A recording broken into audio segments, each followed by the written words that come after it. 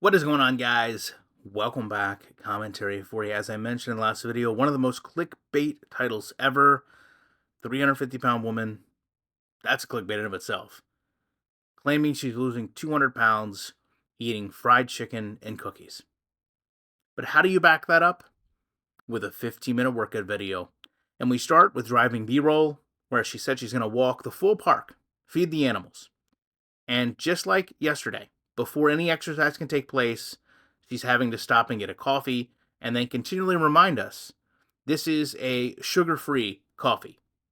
We see her at the entrance saying she's visited the park before, and they did visit this before. I don't know why they went back, because the first time the reception really wasn't all that good. But she says she's going to walk the whole park now. Despite all the things going on with Sala, they elect to show us inside the restrooms.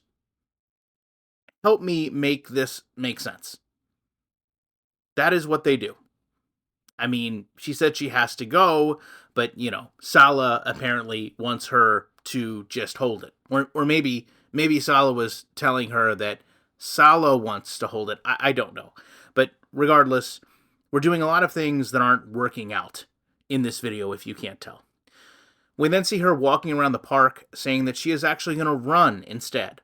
And when she runs, they basically speed up the footage and they play just some of the most awful background music you could ever imagine. It's almost like a clown or a child's cartoon music. It has no place in her videos, but it is free and it's stock music, and that's what she prefers to do. That's the effort that she puts in. She likes to remind us that she is aware she's a joke while being a joke.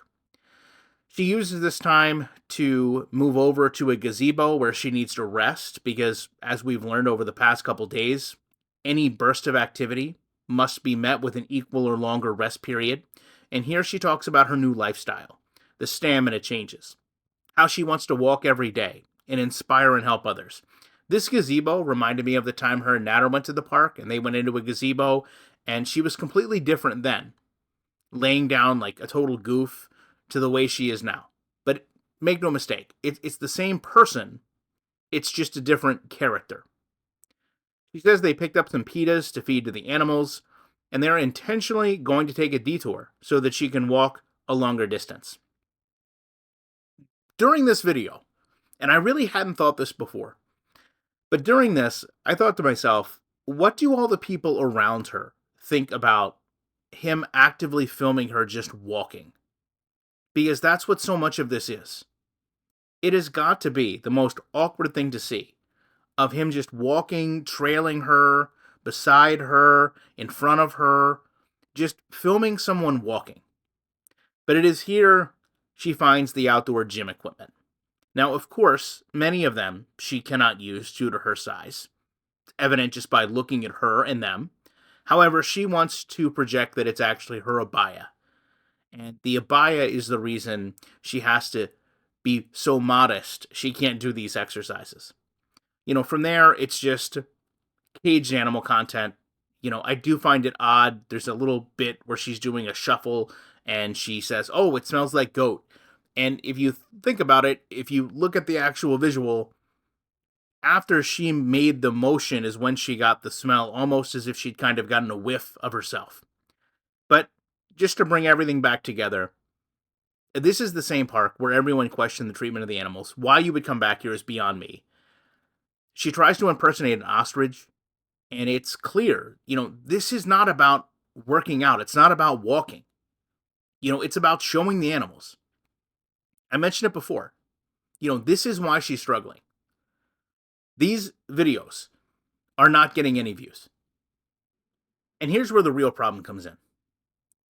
Chantal needs YouTube for income. She can tell us everything she wants about Vandelay Fragrances and all of these other businesses, but we know she herself dependent on YouTube. The problem comes in when the numbers don't do well, because this is a direct response to her content. And we just saw this happen. Thankfully, we have a reference point with Candy. Now, Candy obviously was doing extremely well. Better numbers, more partnerships, more collaborations. She has a channel that has a lot of people that watch it because of her attitude, because she makes an entertaining video, and those are things that Chantal sorely lacks. You can go watch one of Chantal's 2-hour live streams to see how she really struggles to capture an audience. So as these numbers start to go down, not her weight, but her views, Chantal is going to have to be reactionary to this. The other side of that is, let's say, happen chance, she does catch lightning in a bottle twice. She gets an influx of people that want to be inspired, that want to see her losing weight, that want to lose weight themselves. They're going to take her advice. How relatable right now is Chantal? Right? She moved from Canada to Kuwait. She married someone that we don't even see on camera anymore. She does nothing in her day by her own admission other than lay around on TikTok, fill out food journals, eat and film. She really doesn't have any relatable characteristics. She's put herself in this position through no fault of anyone else but hers. I just don't see people gravitating to that. I just don't see people watching her and saying, "Yeah, this I can relate to. This is a person that I can see my own struggles in, and if they do well, so can I." I think people probably come to her channel and have a world more struggle with the time they have in the day to try to better themselves, with physical or mental, emotional impairments, responsibilities like children and a job that Chantal doesn't even come close to.